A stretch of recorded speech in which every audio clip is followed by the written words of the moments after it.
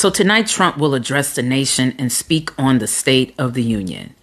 There will likely be a rewriting of our current reality. There will be an attempt to normalize the chaos we are currently witnessing and experiencing. So in my mind, it is important that you know the truth and stay informed. So today, I would like to talk about the attacks that are currently happening with the federal workforce. Because when we talk about these attacks on federal workers, we have to understand what that really means, especially for Black communities. Roughly 20% of federal workers are Black.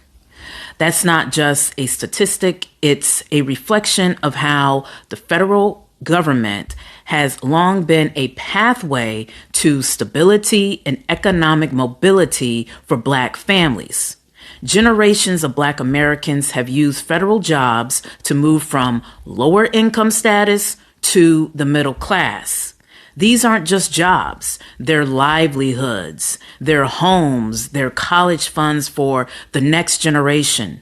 So when you come after federal workers, whether it's through mass firings, budget cuts, or policy rollbacks, you're not just attacking some abstract bureaucracy. You're attacking economic stability in Black communities across the country. As Roland Martin has said, this is a straight up MAGA economic assault on Black America. You're attacking families who rely on those steady paychecks, those pensions, and those benefits. And let's be clear, federal workers aren't just sitting behind desks in Washington, D.C. They're everywhere. They're in every state. Every community. They are our healthcare providers serving our veterans. They're park rangers keeping our national parks accessible. They are computer programmers making sure government systems run efficiently. They work in our courthouses making sure justice is served. They are our neighbors. They are our friends. Black people, as we have throughout history, are often the canaries in the coal mine. We may be the first to feel the impact of these attacks, but we won't be the last. Because when you destabilize the federal workforce, you destabilize services that millions of Americans rely on.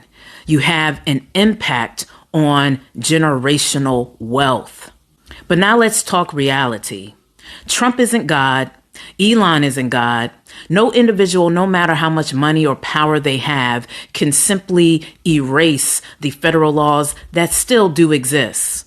These protections exist for a reason, and federal workers still have these rights. You have the right to work free from discrimination. You have the right to free speech, and yes, it's limited as a federal employee, but it does exist. You have legal protections, especially if you report wrongdoing. Retaliation is against the law. And you also have rights under civil service laws and regulations. Those rules have not changed either. And you have the right to make informed decisions. You have the right to know what's happening, to access information, and to decide what's best for you and your family. So don't let fear, misinformation, or disinformation push you into a panic. Know your rights, stand firm, because an attack on federal workers is an attack on us all. Peace.